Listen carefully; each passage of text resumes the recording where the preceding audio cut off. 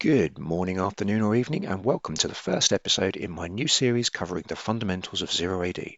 First up, we have one of the most overlooked and yet essential aspects of Zero AD, and in fact all RTSs, and that's vision.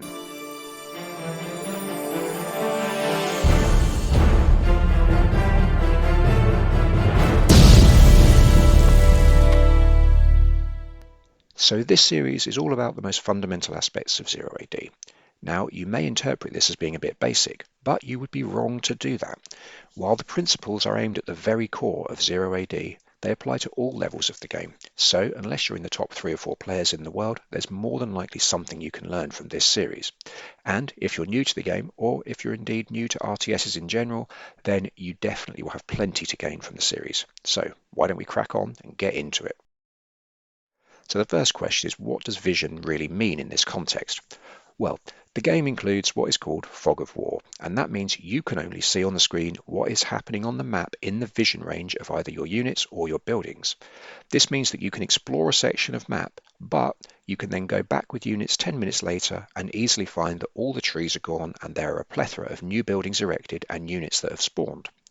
So, maintaining vision over as much of the map as possible is essential for being prepared for what your opponent may throw at you.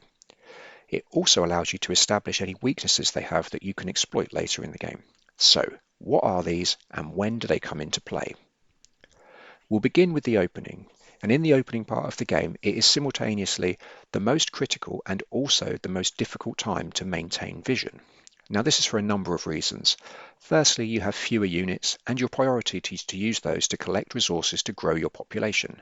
So based on that, who can you actually spare to keep your vision levels up?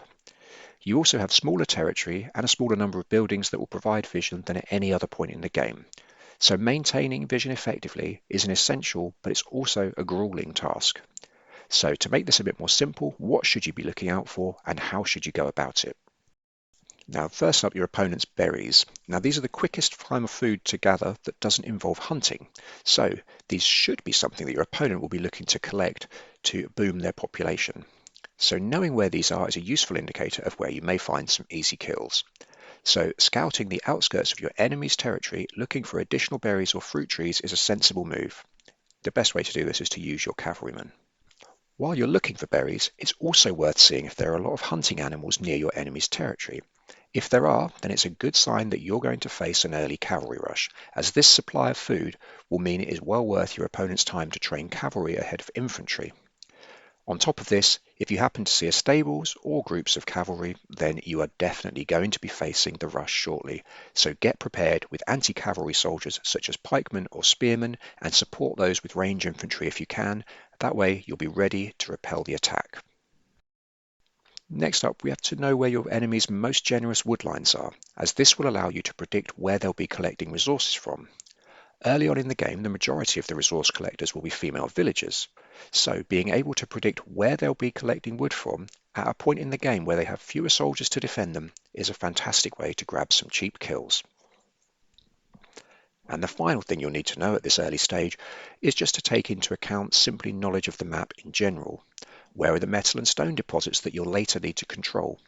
And based on those and other resources, where are you going to look to expand to? Which resources also that are ostensibly your opponent's can you deny? There are a wealth of things that you need to do early in the game, and it's easy to overlook them. So make sure vision and scouting are given the attention that they deserve, and you'll see the quality of your performance increase dramatically in next to no time. For the rest of the game, vision remains important, but if you followed what we've already spoken about, then you're already pretty knowledgeable of the map and you'll have a chance to predict where your opponent will expand to, as well as to potentially deny them some key resources. So assuming the game has not yet been won or lost, what should you now be looking for? Well, first and foremost, it's going to be expansions. Is your enemy building fortresses or civic centres in places that are going to cause you problems? If so, then make sure you're in a position to stop them building them before they're completed. Having thoroughly scouted the map's layout means you're in a position to see where they're likely to choose to expand. Therefore, a cunningly located watchtower can be hugely useful.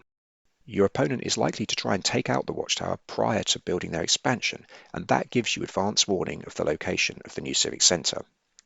And regarding fortresses, these are very effective on front lines, So keep an eye on the borders between you and your enemy, as that can ensure that any attempt to get a fortress that could cause you immense pain is denied.